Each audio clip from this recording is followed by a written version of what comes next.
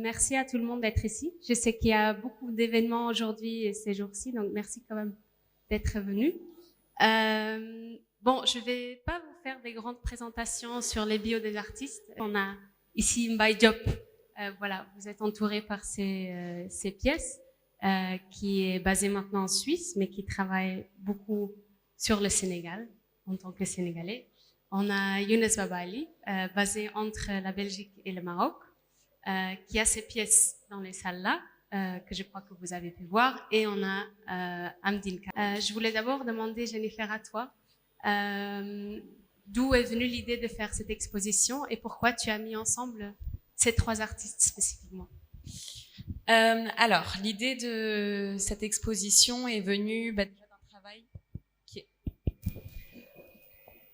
d'un travail qui est fait depuis plusieurs mois ou années avec certains d'entre eux. On avait déjà fait une première collaboration avec les trois justement à Paris l'année dernière. Et en fait, ce qui est assez intéressant, c'est que les trois travaillent sur les liens entre l'Afrique de l'Ouest et l'Europe, mais à travers des prismes très différents et des activités très différentes. Là, on parle de tennis, on parle de colombophilie, on parle de lutte, on parle de pêche. Et donc, en fait, c'était assez intéressant de voir comment ces liens avec l'Europe étaient exploités, explorés, tant d'un point de vue historique que par les actualités d'aujourd'hui. Donc, c'était assez naturel, en fait. Et d'autant plus que ils ont déjà travaillé, même avant de cette exposition. Je pense qu'Amédine et Younes ont déjà travaillé ensemble. Donc, c'était assez naturel de les réunir. Bon, Amdine, comme tu tenais le micro, je vais d'abord demander juste à vous trois de faire une petite introduction sur ce que vous exposez et après on peut aller un peu plus dans les détails. Donc, vas-y, Amdine. Bonjour. Merci beaucoup d'être là. C'est toujours un peu difficile de commenter des œuvres qui viennent d'être créées, mais tout simplement pour dire que sur cette exposition, moi, ce qui m'intéressait, c'est de parcourir un peu le littoral sénégalais et de travailler avec les communautés de pêcheurs et de voir un peu comment ce secteur dans quelle situation, dans quel état il est, mais les usagers de la mer, d'un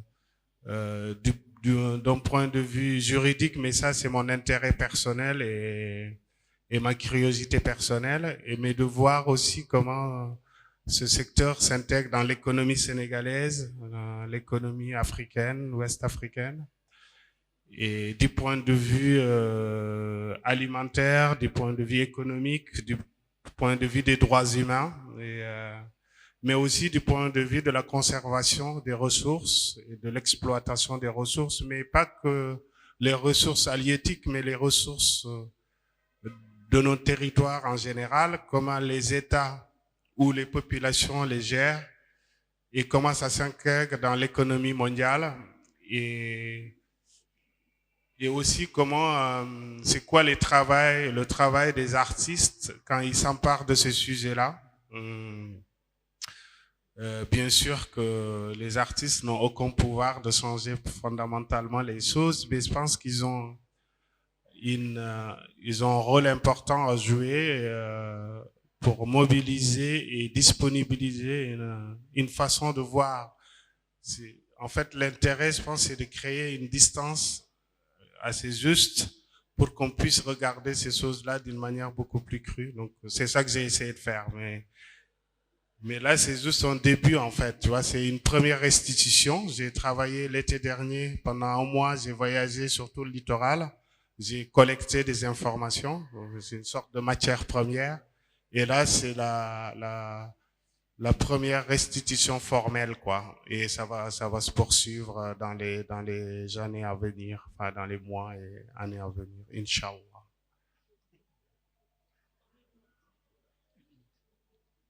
Bonjour. Merci d'être là.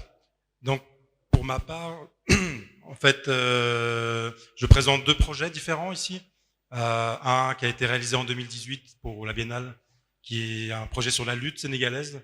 Mais je pense que ce n'est pas anodin. Le choix a été fait avec Jennifer, notamment un peu en clin d'œil avec les autres propositions des artistes, mais aussi en clin d'œil avec l'origine même du projet sur lequel je travaille actuellement, qui est ce projet Loft Dakar, projet sur la colombophilie au Sénégal.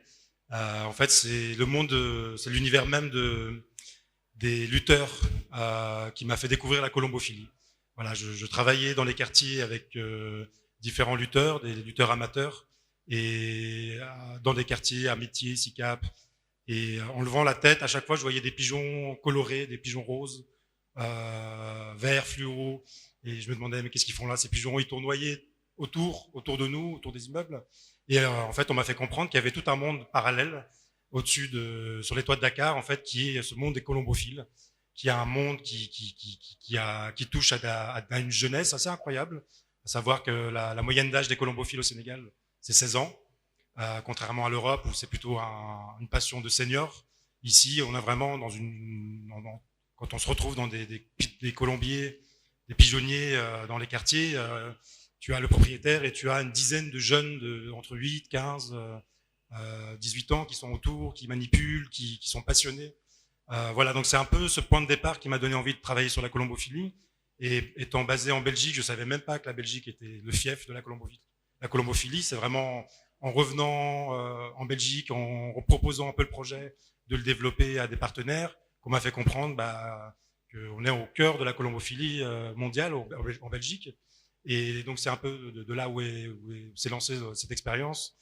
Et ça fait depuis le mois de novembre qu'on travaille sur le projet ici avec un pigeonnier expérimental qui se trouve à l'hôtel de ville. Donc c'est toute une architecture qu'on a construite avec un architecte espagnol, Andrel. Donc avec dans l'idée de faire un pigeonnier où on expérimente des nouvelles races de pigeons.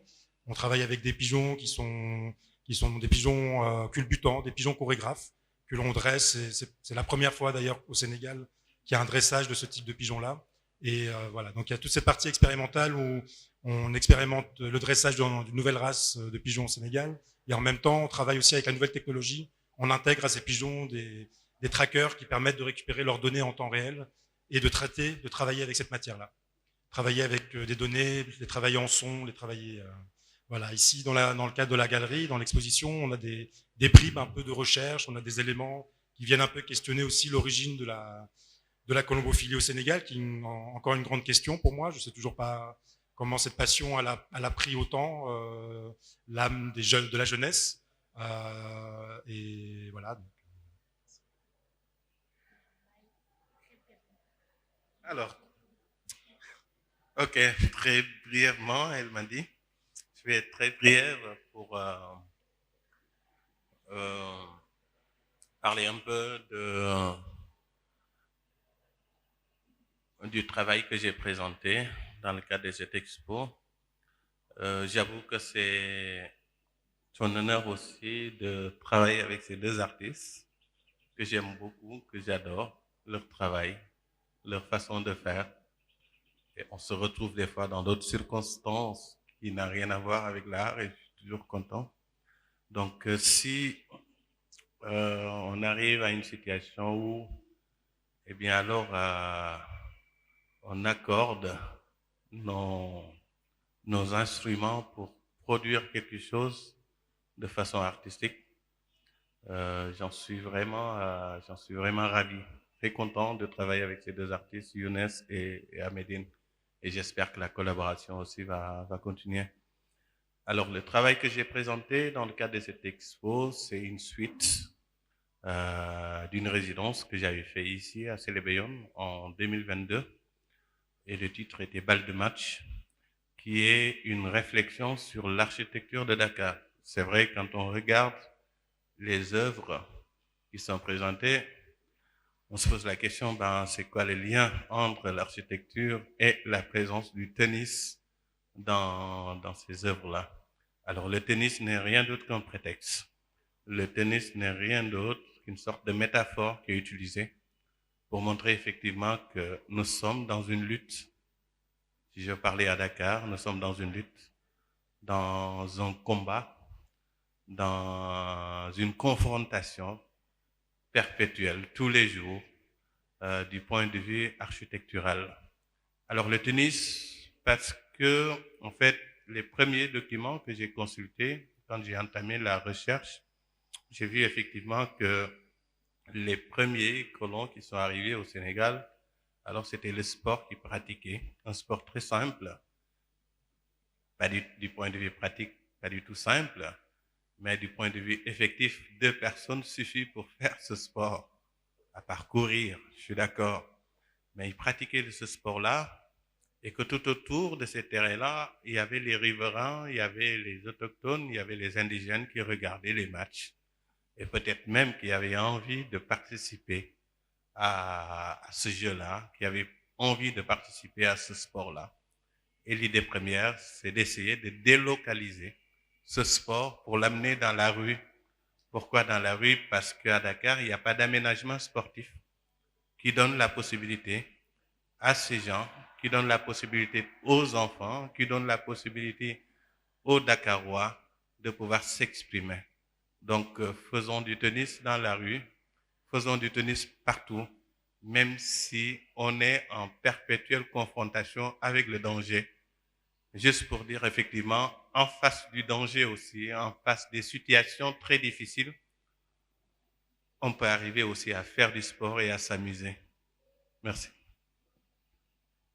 Merci beaucoup. Je voudrais peut-être commencer avec quelque chose que tu viens de soulever. Toi, tu as utilisé le mot délocaliser.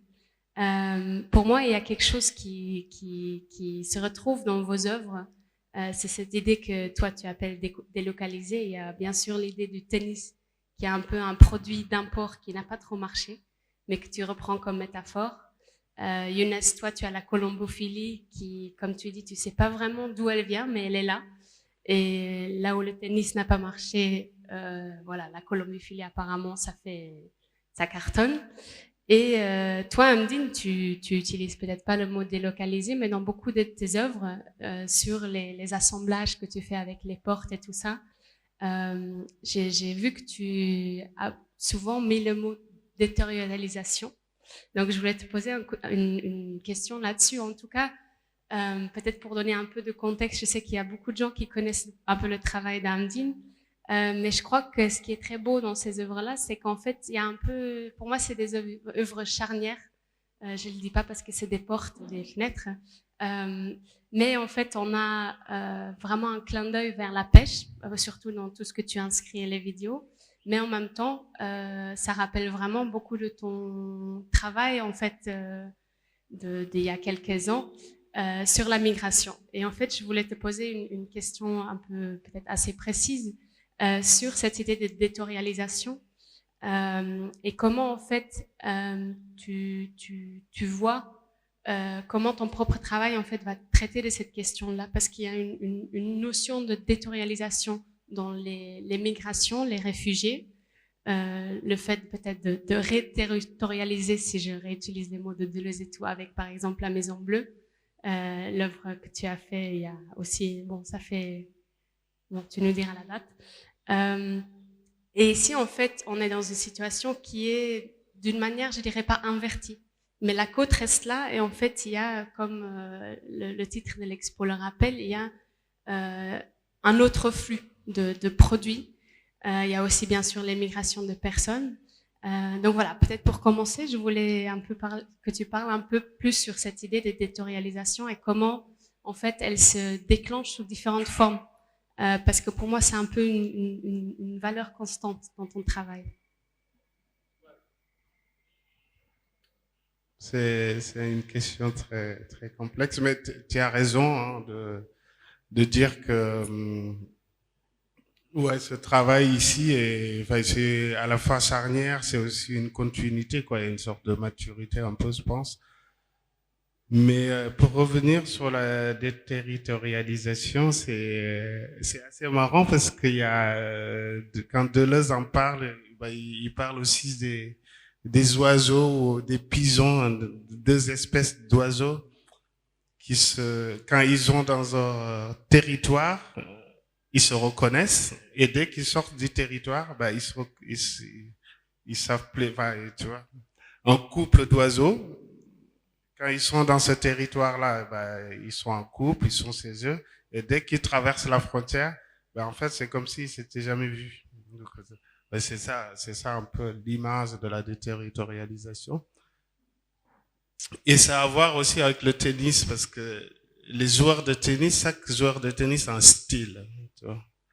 Les joueurs de tennis, c'est des stylistes comme des écrivains, comme des artistes. Ils ont chacun un style propre et il y a un lien. Mais bon, pour revenir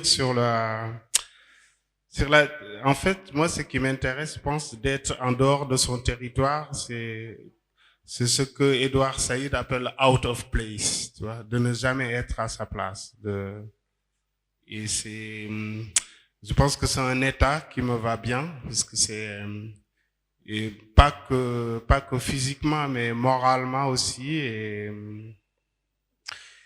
et c'est une position, quoi. C'est une sorte de géolocalisation qui se délocalise en permanence, tu vois.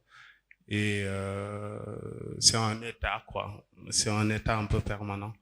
Mais en fait, là, sur les assemblages, ce qui m'intéresse aussi, mais j'avais déjà fait ça un peu il y a 2 ans ici.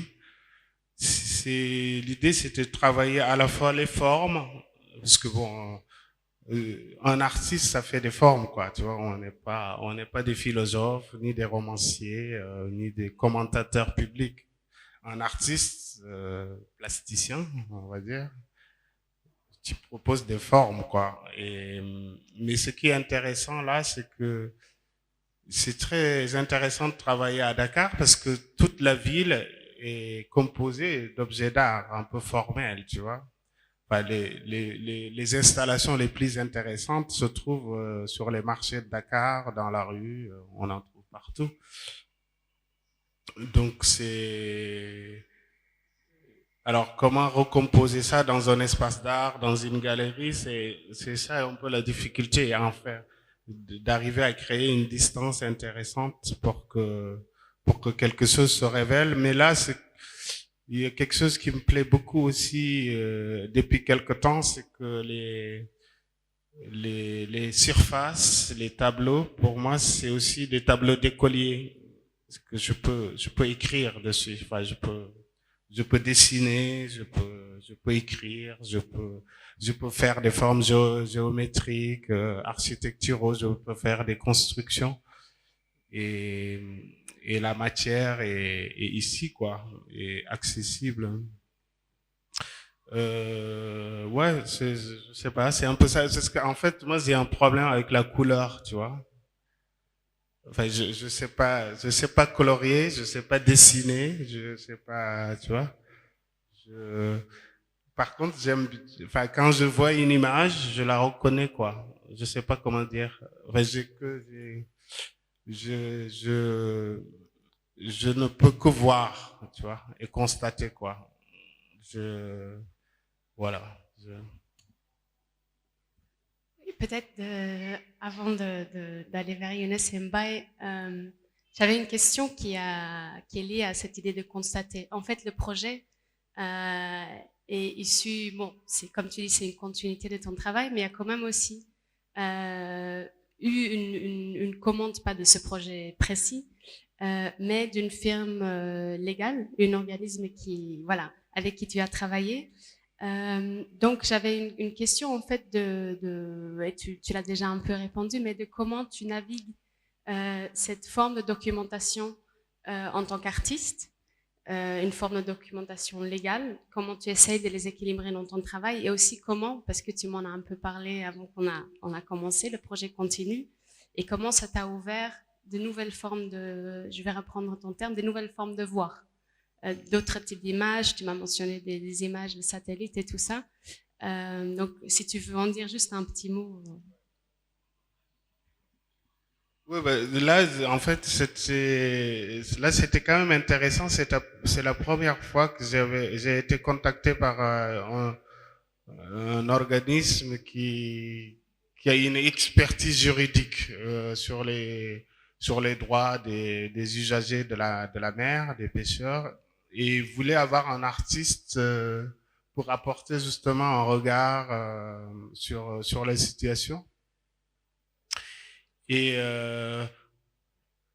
mais en fait, ouais, moi ça m'intéresse, tu vois, l'idée du droit, tu vois, l'idée des droits humains en général, mais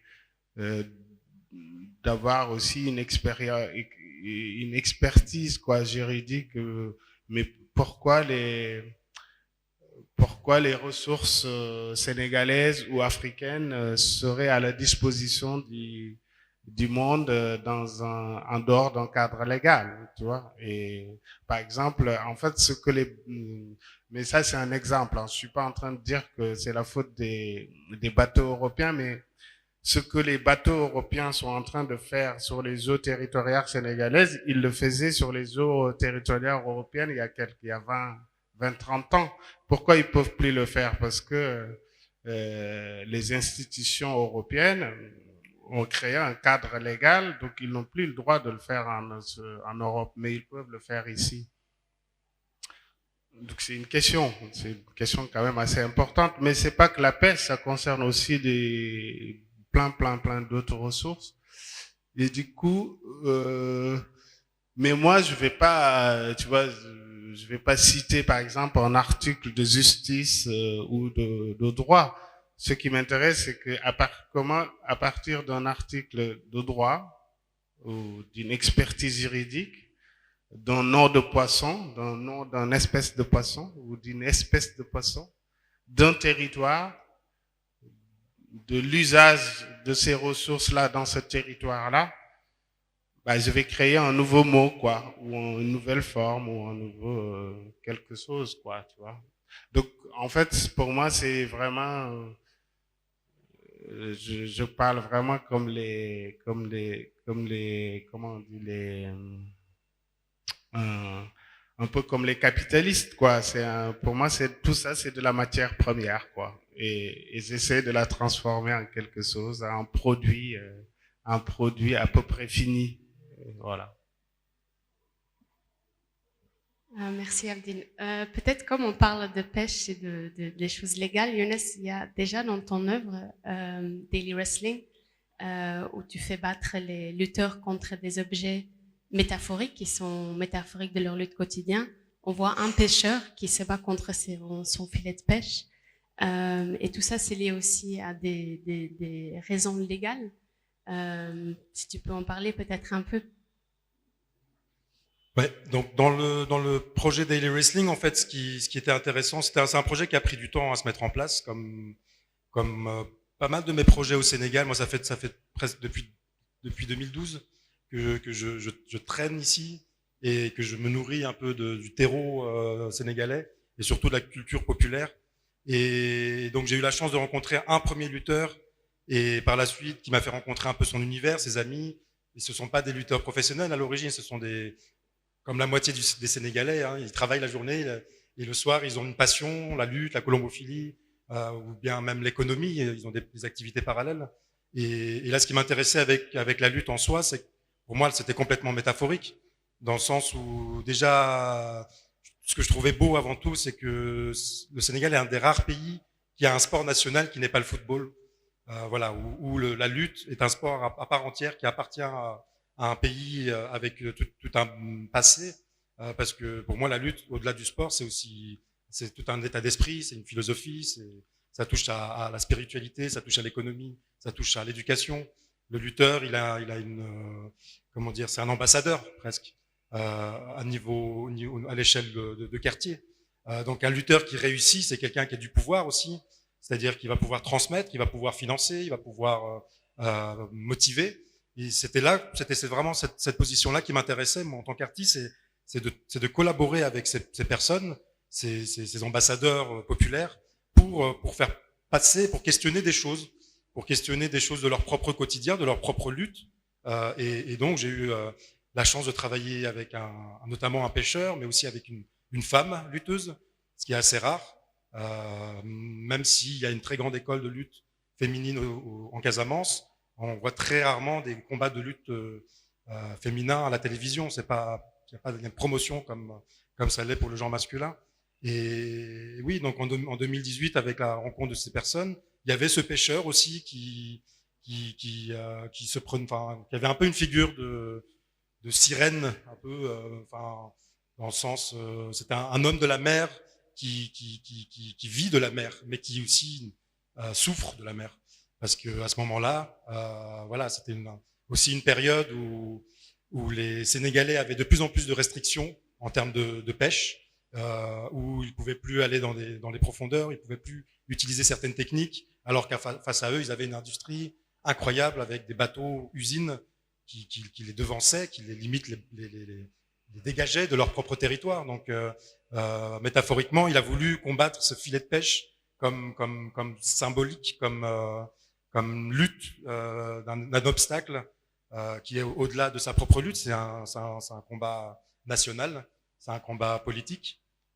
Voilà, donc c'était intéressant aussi de pouvoir jouer sur ces petits gestes, sur ces petits faits un peu du quotidien du Sénégalais, de les mettre en valeur vraiment avec tout un dispositif d'événementiel très populaire, de lutte, où les gens étaient là, s'attendaient à des vrais combats, et tout d'un coup, ils se voient avec un homme qui se bat avec un filet, ou une femme qui se bat avec des bidons. Et donc, il y a une espèce de court-circuitage dans leur tête, en se disant, mais c'est pas normal, qu'est-ce qui se passe? Finalement, le message passait. Petit à petit, les gens prenaient goût, et les participants aussi, ils étaient vraiment impliqués un peu dans ce message-là, quoi. Merci Younes.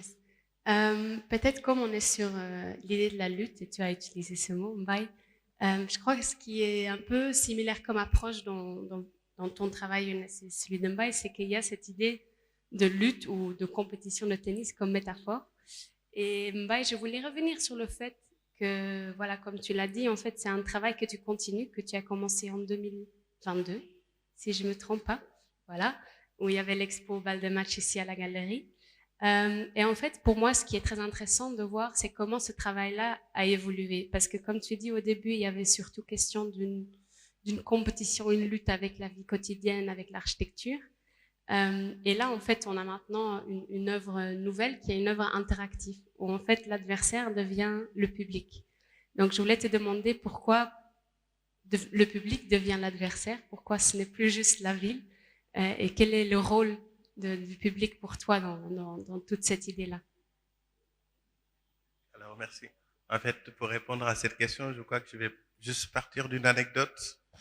Quand j'ai commencé cette résidence, j'étais souvent avec Babacar. Et là, je me promenais dans les rues de Dakar avec ma raquette. Des fois, il n'y avait pas de balles. On n'avait pas de balles. Et j'ai rencontré des gens par la présentation de Babacar. Et je leur donnais la raquette et j'essayais de mimer les gestes. C'est tout simple, j'étais juste là.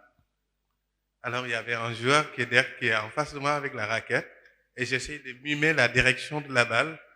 Et les gens étaient super contents de jouer à ce jeu-là. Ils réagissaient sans pour autant voir la balle. Et par la suite, je me dis, en fait, ce serait bien d'imaginer une œuvre interactive où les gens peuvent jouer avec moi-même, mais tout en étant dessinés. Donc, c'est le point de départ de la création de cette œuvre interactive. Donc, j'ai fait une série de dessins de moi-même avec toutes les positions possibles. Et à chaque fois qu'il y a un des éléments du public qui joue avec cette série de dessins, c'est comme si je me retrouvais en réalité dans les rues de Dakar en train de jouer avec les gens. Donc c'est ça cette anecdote-là qui répond, il me semble, à ta question. Tu as bien répondu, Mbaye. C'est bon. Bon, peut-être pour revenir sur quelque chose dont on n'a pas encore parlé, c'est la colombophilie, Younes. Je voudrais que peut-être avant qu'on tourne vers le public pour les questions, si vous en avez, parce que j'ai promis à Jennifer qu'on n'allait pas prendre plus qu'une heure. Je voulais voir avec toi, Mbaye a déjà un peu parlé de l'architecture de Dakar, comment le projet a commencé. Mais pour toi aussi, il y a un aspect qu'on ne voit pas beaucoup ici, mais qu'on voit à l'hôtel de ville, qui est aussi un peu un travail sur cette architecture de Colombie à Dakar, qui transforme la ville d'une manière qui reste un peu invisible sauf si on monte sur les toitures. Donc, je voulais que tu nous en parles un peu de cette nouvelle forme d'architecture et comment toi, tu l'as remis en place et réinventé, et quelle était l'idée derrière ça à l'Hôtel de Ville de Dakar. Donc, comme je disais, donc c'est vraiment en découvrant ce monde parallèle sur les toits de Dakar. En fait, si on a la chance d'aller dans les quartiers, un peu, je dirais même juste là, le plus proche, ce serait Médina, où il y a une grosse concentration de colombophiles. Si on y va vers 4 heures, 5 heures, sur les toits, on commence à voir des gens qui sortent, on voit des pigeons qui sortent, qui circulent, qui tournent autour. Mais on voit aussi tout un village presque au-dessus des toits, parce qu'il y a des constructions qui sont faites à partir de matériaux assez, je dirais pas pauvres, c'est du bois, du métal. Enfin, c'est une esthétique très très brute de pigeonnier. Et c'est vraiment, c'est presque une nouvelle ville en fait. C'est presque une nouvelle ville sur la ville même. Et c'est une ville où ces passionnés s'échappent.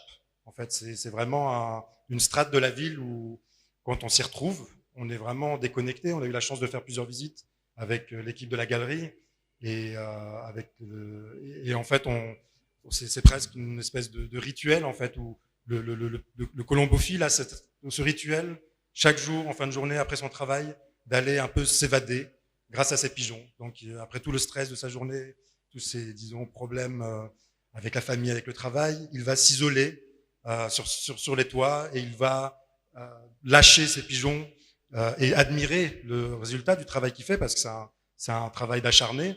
La vérité, beaucoup me disent que c'est relaxant. Moi, je trouve ça super stressant. C'est énormément de responsabilités. Les pigeons, voilà, ça meurt, ça vit, ça coûte de l'argent. Enfin voilà, je veux dire, c'est vraiment, c'est une énorme responsabilité. C'est comme avoir plein d'enfants, quoi. Parce que il y a aussi le fait que il y a aussi de l'argent en jeu. Je pense que c'est aussi ça qui est intéressant, et c'est un peu ça que j'ai découvert au fur et à mesure. C'est qu'il y a une économie autour de la colombophilie qui est peut-être une nouvelle forme d'économie pour la jeunesse, parce qu'ils voient qu'à l'étranger, ailleurs, les pigeons, ça coûte cher. Les pigeons de compétition, en Belgique, on a des pigeons le pigeon le plus cher du monde qui a été vendu, vient d'Anvers et a été vendu à 1,2 million d'euros il y a 1 an et demi. Donc, il a quitté la Belgique pour aller en Chine et créer toute une nouvelle génération de pigeons. Et je pense qu'il y a toute une jeunesse qui est un peu admirative de cette économie, de cette possibilité, de cette issue, un peu comme en diptyque avec la lutte, qui est aussi comment dire, une porte de secours. Si on arrive un jour ou l'autre à devenir un lutteur professionnel, on est établi pour le long terme, on est sûr qu'on va gagner sa vie, pouvoir nourrir sa famille, voire même tout son quartier. Et j'ai l'impression que la colombophilie est un peu devenue à la même échelle, un peu une échappatoire autant personnelle que presque un futur professionnel économique, quoi. Et donc il y a ce côté aussi architectural. Donc j'ai commencé à entrer en contact avec des menuisiers architectes qui étaient vraiment spécialisés que dans la construction de pigeonniers. Donc au départ du projet, on voulait faire un pigeonnier dans la galerie, et on s'est rendu compte un peu des difficultés de dresser sur le long terme, etc. Donc on s'est un peu dit, bon, l'idée aussi du projet, c'était que ça devienne un projet ouvert au public.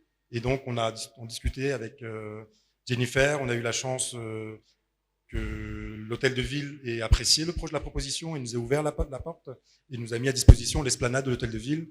Et à ce moment-là, on a repensé complètement le projet en se disant, bon, on va créer un espace qui a un pigeonnier, mais qui ne va pas pouvoir rester. Un pigeonnier, c'est fixe. Un pigeonnier, c'est la base, c'est une base. C'est presque comme une base militaire. Enfin, les pigeons reviennent à cette base-là constamment. Ici, le challenge, c'était de créer une base temporaire. Donc, un pigeonnier qui va durer le temps du projet, mais qui va disparaître un jour ou l'autre. Et ces pigeons aussi vont devoir s'éparpiller, retrouver un peu une nouvelle vie. Donc, toute la construction a été faite aussi par rapport à tout ça. Donc, on a créé un pigeonnier mobile, enfin, je dirais complètement démontable, remontable, et qui va continuer ses aventures ailleurs. Voilà, après cette étape au Sénégal, mon intention, c'est de le ramener en Belgique et de continuer le projet en Belgique avec d'autres personnes, d'autres jeunes amateurs, de continuer à expérimenter un peu toute cette partie-là. Mais le côté architectural est très intéressant, et surtout par rapport par rapport à la notion d'architecture animalière, surtout à Dakar, surtout au Sénégal, où dans la culture sénégalaise, il y a cette culture qui est importante de l'élevage et toute cette migration vers la grande ville qui ont fait que beaucoup de familles ont perdu cette notion d'élevage et la retrouvent, essaient de la retrouver à leur manière sur leur toit ou devant leur maison. Donc on voit quelques moutons qui traînent devant, on en voit beaucoup sur les toits encore, mais avec les nouvelles formes d'architecture, il y a aussi cette question qui se pose de l'élevage urbain, en fait. Quand on voit les nouvelles constructions, on pense plus non plus à ces espaces-là, ces espaces communs où on peut avoir des poules, on peut avoir des bêtes. Et peut-être que, voilà, j'ai l'impression aussi que le pigeon est un peu une manière de se rattraper dans tout ça, c'est-à-dire qu'on peut encore avoir un petit pigeonnier parce que ça prend pas beaucoup de place, parce que ces animaux sont encore petits, on peut encore les maîtriser. Et c'est peut-être un peu cette alliance de ces mouvements et de cette réalité de la ville qui a fait que la colombophilie a vraiment pris ici d'une manière, qu'il y a toujours cette notion d'élevage, mais que maintenant c'est devenu au-delà de ça. Je pense qu'il y a une projection qu'on comprend pas encore, en fait. Voilà, qui vraiment en veut en devenir, quoi. Merci Younes. Je vais en profiter, Mbaye, pour te poser une dernière question. Comme ça, on est quitte. En fait, en écoutant Younes et en regardant autour de moi, je remarque en fait, dans les pièces que tu as fait en 2022, il y a quelques animaux, mais il n'y en a pas tellement que ça. Et là, j'en vois beaucoup. Pourquoi? Alors, non, là, c'est pas une anecdote, mais je sais pas quoi répondre à cette question, mais ouais, à un moment donné, j'ai voulu mettre des animaux quand même. Le point de départ, c'est vrai que c'était des photos, parce que tous les dessins que j'ai faits, c'est à partir de photos, dans un environnement, dans un lieu quand même assez spécifique. J'ai pas choisi vraiment l'emplacement des gens que j'ai rencontrés. Je prenais des photos comme ça. Et après avoir pris les photos, je faisais la reproduction, je redessine les photos. Alors par rapport à ces peintures-là, donc il fallait vraiment faire une sorte de mise en scène. C'est une mise en scène, c'est pas, à part le joueur de tennis, il n'y a rien qui a été qui figure sur l'image. J'ai pris d'autres éléments de part et d'autre, essayer de faire une composition pour que ça réponde vraiment à mes attentes. Effectivement, les moutons apparaissent, comme Younes vient de le dire. Quand on circule dans les rues de Dakar, en face des maisons, on voit des moutons qui traînent, des fois des chiens, des fois des poules, des fois une chaise cassée, des fois une vieille voiture, une vieille bagnole qui ne sert plus à rien, mais qui est là. Donc, il fallait vraiment faire une sorte de reconstruction de la chose pour donner un peu image à une sorte de chaos, mais derrière ce chaos, il y a une certaine gaieté, il y a une certaine liesse qui se dégage et les gens vivent dans ce désordre total où on peut s'exprimer, où on peut trouver du bonheur dans le désordre. Ouais.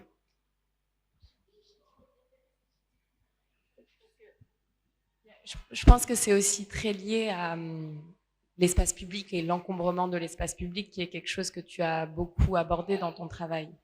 Et cette idée il y a une question que tu poses souvent et qui, moi, m'interroge toujours, c'est mais pourquoi on n'arrive pas à rester chez soi à Dakar? Pourquoi la vie existe sur le trottoir? Pourquoi? Et c'est très lié aussi à la question de l'habitat et l'habitat qui n'est peut-être pas forcément adapté justement au mode de vie, au mode de faire relation. Et je pense que c'est l'apparition des animaux n'est pas anodine, elle est vraiment liée, je pense, à cette thématique que tu avais déjà explorée dans ton travail précédemment. Merci Jennifer. Bon, tu veux rajouter quelque chose? Alors, j'aimerais bien rajouter quelque chose après l'intervention de Jennifer. Effectivement, à Dakar, la vie se passe beaucoup plus dehors qu'à l'intérieur. Si on regarde bien, les façades sont beaucoup plus décorées que l'aménagement même de l'intérieur. Alors, ce qui fait qu'en réalité, les gens sont plus devant leur maison qu'à l'intérieur de leur maison et que toute leur vie se passe vraiment à l'extérieur. Ils sont beaucoup plus exposés du dehors que d'être à l'intérieur. Effectivement, c'est une chose qui m'intéresse beaucoup. Pourquoi cela? Est-ce qu'il n'y a pas lieu de réfléchir par rapport à l'aménagement de nos espaces de vie intérieurs, je veux dire, pour que les gens puissent avoir plus de temps à faire autre chose que d'être vraiment exposé face au danger, parce que quand on est dehors, on est beaucoup plus exposé que quand on est à l'intérieur. Et le danger, il est là, il est permanent, mais on vit avec le danger de façon permanente et pour le moment, ça marche. Il n'y a pas encore de catastrophe à ma connaissance et j'espère que ça va continuer comme ça. Merci Mbacké. Bon, moi j'ai encore beaucoup de questions, mais j'imagine que vous aussi. Donc, s'il y a quelqu'un qui aimerait poser une question, je vous invite. Personne. Bon, je continue avec quelques questions alors avant qu'on finisse. Peut-être Amdine, je voulais retourner sur tes œuvres. On en a parlé un tout petit peu avant. Mais ce qui est très intéressant, c'est que tu as une vidéo qui est en fait une capture un peu de haut, une vidéo de drone qui ne montre pas directement des êtres humains, qui montre presque une communauté abandonnée. Et après, on a plein de petites vidéos où en fait, surtout des femmes sont très présentes. Et peut-être pour revenir un peu sur cette idée de déterritorialisation, mais d'une manière plus humaine, pas de géographie, ce qui est important, je crois, c'est que tu dessines un peu un territoire vécu à travers les femmes. Aussi, beaucoup de lieux que tu notes sont souvent des lieux lébous, avec un territoire spirituel et vécu qui est très spécifique.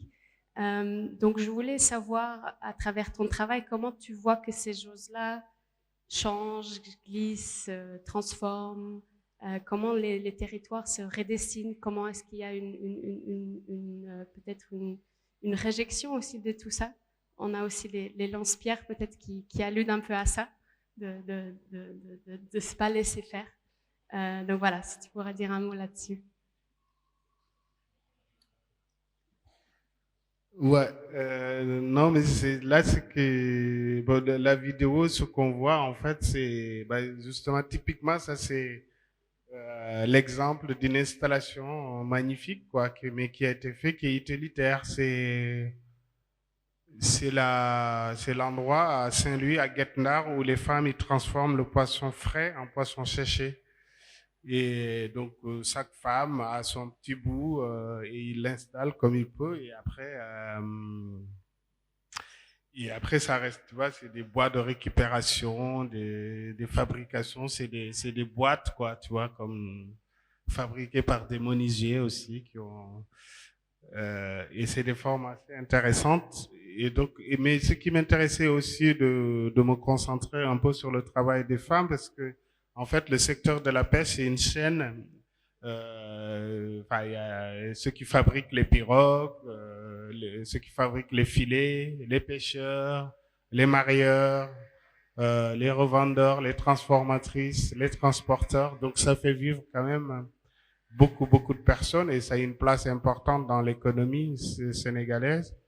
D'ailleurs, on se demande pourquoi un État qui voudrait avoir la paix sociale laisserait se dégrader ce secteur, quoi.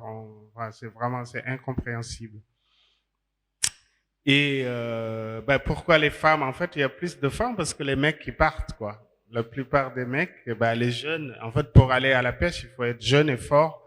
Et les côtes sénégalaises se vident de leur jeunesse, quoi, parce qu'il y a plus de poissons et ils prennent leur pirogue et ils partent, quoi. Donc, et comme c'est les femmes qui restent, et c'est eux qui savent en parler, parce qu'il faut aussi pouvoir parler de l'absence et des absents. Donc, ça m'intéressait un peu de...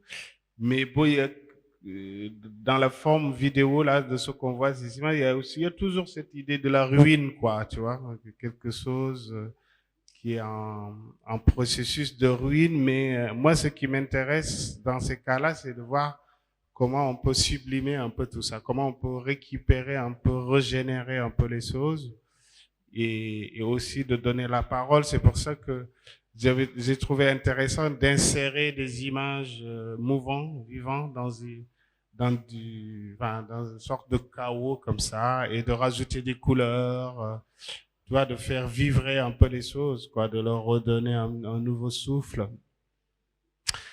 Et ouais, par rapport à la matière, en fait, quand tu traînes aussi sur les plages là ou sur les ports de pêche, en fait, ce qu'on voit, c'est ça, en fait, tu vois, les pirogues abandonnées, les bidons. En fait, il y a toute une esthétique. Par exemple, à Soumbédioune, en fait, la première fois que je me suis dit que je vais travailler avec ces bois-là, c'est que à Soumbédioune, chaque femme a sa boîte de bois, quoi, où il vend le poisson le matin.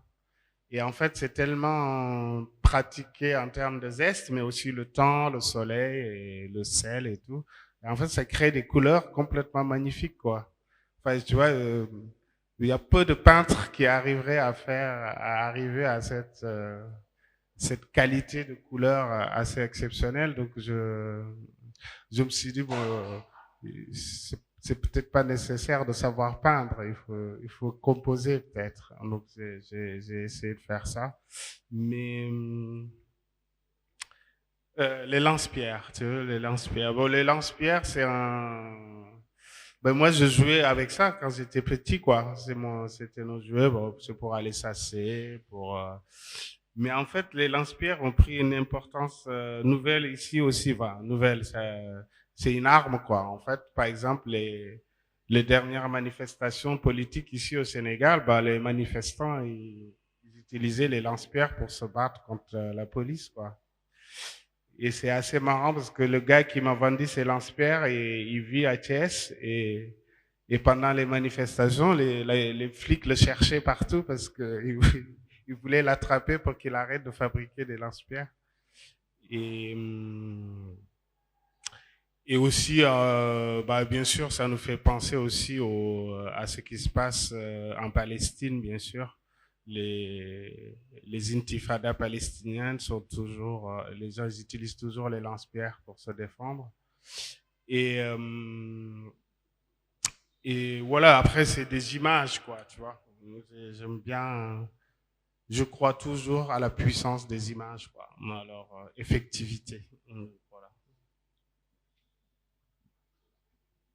Ouais, je crois que c'est assez beau que tu mentionnes la Palestine sans aller dans les détails, mais ça rejoint une lutte quand même qu'on a autour du monde à travers les littorales et l'accès à l'eau qui est de nouveau en lien avec l'export, l'import et qui retient le pouvoir dans tout ça. Donc c'est un clin d'œil subtil, mais qui renvoie aussi de nouveau quelque part au problème de la pêche. C'est aussi une alerte un peu, hein, tu vois, parce que bon, le Sénégal est connu pour ses alternances politiques parfois violentes, parfois, mais en fait, c'est une population quand même assez vigilante. Donc, je voulais mettre les lance-pierres pour dire aussi aux nouvelles autorités, il faut pas qu'ils dorment sur leur laurier. S'ils font pas ce qu'il faut, les lance-pierres vont sortir de leur boîte, quoi. Donc voilà. Je veux juste dire un truc, ça, c'est possible. Non, mais c'est marrant parce que c'est vraiment pas un objet qu'on trouve facilement ici à l'origine. Donc, toi, comment tu as trouvé cet objet Par exemple, dans le Fouta, tu vois, nous, on fabriquait nous-mêmes nos lance-pierres, mais là, un jour, j'allais à Thiès et là, sur le rond-point, il y a deux personnes qui vendent des lance-pierres, quoi. Donc, vraiment comme ils vendraient des bananes ou je sais pas. Et donc, je suis allé les voir et je dis, mais si j'en veux beaucoup, est-ce que c'est possible? Ah, c'est compliqué, mais voilà. Donc, je suis retourné plusieurs fois et j'ai réussi à en avoir beaucoup. Mais vraiment, moi, le lance-pierre, ça a été toujours en... Bon, je sais que tu as travaillé avec aussi, mais Kader Atia aussi a travaillé avec. Bon, il y a beaucoup d'artistes, mais en fait, moi, ce qui m'intéressait aussi, c'est que dès que je vois une lance-pierre, je pense à, tu vois, je pense à quelqu'un qui veut se défendre, en fait, tu vois. Comme c'est un outil de protection, quoi. Et c'est aussi je pense que tout de suite, ça fait quelque chose dans la tête des gens. Et c'est ça c'est intéressant, quoi. Enfin, et quand c'est beaucoup, ça fait un peu peur, quoi. Enfin, Oui, je crois que ce qui est beau dans ce que tu dis, et Younes, tu le sais aussi, toi, quand tu as travaillé avec C'était au Congo, on n'en parlerait pas maintenant, mais c'est qu'ils apparaissent un peu dans le marché ambulant quand il y a des moments de tension. Donc ça indique un peu qu'il y a quelque chose qui ne va pas. Ce qui est étonnant, c'est que c'est vraiment peut-être la première fois qu'on voit ça au Sénégal, dans le sens où c'est quand même un pays qui est très pacifiste. Et pour avoir ce type d'objet sur le marché, c'est qu'on a passé un cap, en fait. Et que moi, je trouve ça assez fort. Enfin, voilà, comme si voilà, on commence à distribuer des armes auprès de la population, c'est qu'il y a un ras-le-bol général. Enfin, on a dépassé vraiment les limites, quoi. Ouais, vous pouvez continuer après sur les lance-pierres. Bon, peut-être pour finir, Younes, je voulais te poser une toute dernière question parce que je sais que ton projet est un projet qui continue. Donc déjà, si tu peux nous dire un tout petit peu là-dessus, mais aussi quelque chose qu'on n'a pas dit, c'est que tu as fait tout ce travail en collaboration avec des colombophiles de Dakar, avec aussi la Fédération des colombophiles de Dakar. Donc je voulais que tu dises voilà, un petit mot sur l'importance de cette collaboration aussi pour eux, au-delà du monde artistique, parce que je crois que vous êtes tous les trois des artistes où il y a vraiment un engagement social et avec l'autre qui dépasse la galerie même. Voilà, que Jennifer met aussi en œuvre parce qu'il y a beaucoup de choses qui se passent en dehors de cette galerie aussi. Donc, si juste tu peux, pour finir, juste pour nous dire comment ça continue. Ben oui, donc enfin, le projet Loft n'aurait jamais eu lieu s'il n'y avait pas des gens impliqués dans le monde de la colombophilie même. C'est vraiment la rencontre avec Omar Johnson qui m'a lancé, qui est l'ancien président de la Fédération des colombophiles au Sénégal, avec qui je suis en contact depuis 2018 et qui m'a un peu initié, qui m'a fait rentrer un peu dans son univers.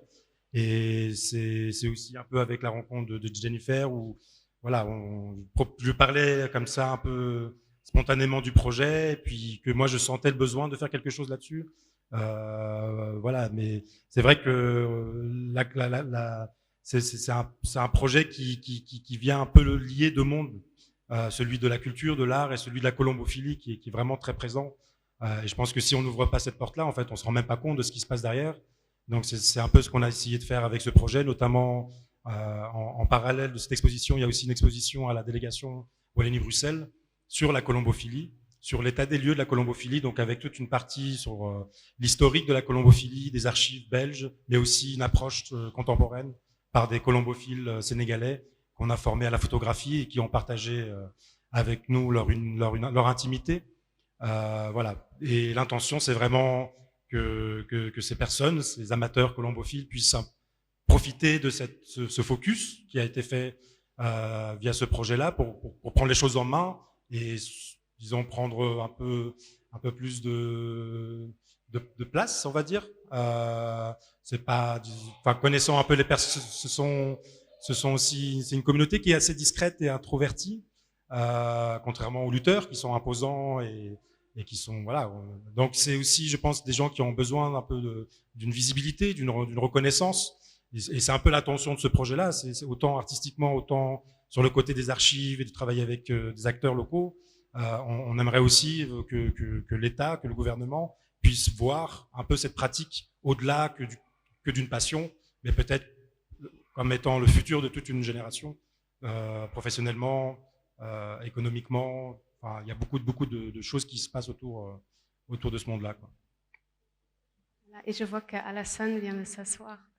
C'est un des jeunes colombophiles avec Younes, qui a travaillé avec Younes. Donc voilà le futur de la colombophilie. Bon, merci beaucoup. Et voilà, si le public n'a pas de questions, toujours pas. Non, voilà, on va finir ici, je crois. Merci beaucoup.